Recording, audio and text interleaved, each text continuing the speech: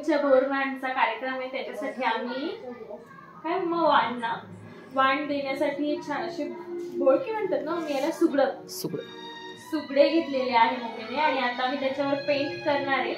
त्यासाठी इथे black colour आधी करून घेतोय आणि इकडे बाकीचे जे पेंट करून ठेवलेले आहेत ते सुगड ठेवलेली आहे आणि हे बाकीचे मी आता पेंट करते आणि त्यानंतर त्याच्यावर डिझाईन काढणार आहे। ती डिझाईन कशी काढतोय ते सगळं काही मी तुमच्याबरोबर हळूहळू शेअर करेन, पण आज हे पूर्णपणे ब्लॅक कलर करून सुकायला ठेवायचे आणि मग उद्या आपण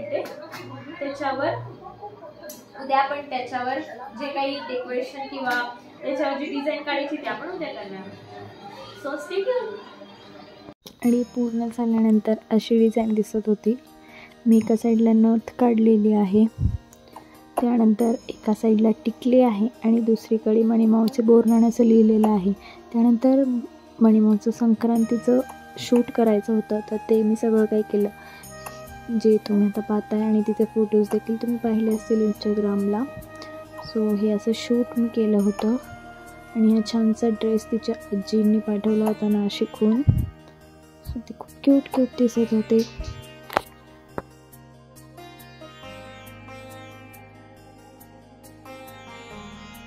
त्यानंतर हे संक्रांतीच्या संध्याकाळचे फोटोज आहेत मणिमाऊचे तिच्या आजी बाबांबरोबर आणि माझ्याबरोबर आणि तिच्या दीदीबरोबर, जे की खूप क्यूट अशी दिसत होती त्या दिवशीसुद्धा, म्हणून मी म्हटलं टाकावं हे।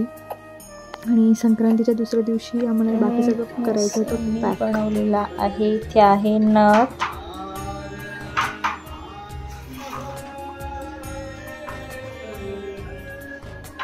इथे आहे छानपैकी अशी नथ, ते लिहिलेलं आहे मणिमाऊचे बोरनाण आणि इथे आहे टिकली, सौभाग्याचं लेणं टिकली, असं छान असं बनवलं आहे। एवढे 50 असे बनवलेले आहेत, सगळे मम्मीने मेहनत घेतलेली आहे। छान प्रकारची अशी नथीची डिझाईन काढलेली आहे, खूप सुंदर अशा नथींची डिझाईन काढली आहे। आणि आता मम्मी इथे सुगडी तयार करते, सुगड, आणि ते सगळं काही आधी याच्यामध्ये बोरं टाकते आहे।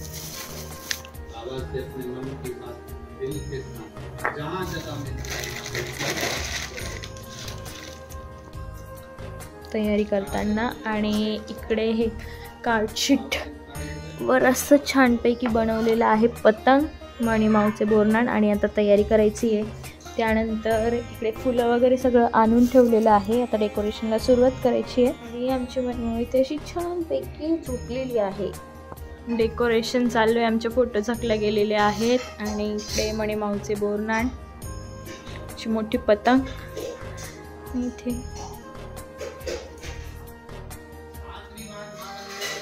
नवरी मावशी इथे रांगोळी काढते, नवीन नवरी बाई छान अशी रांगोळी काढते।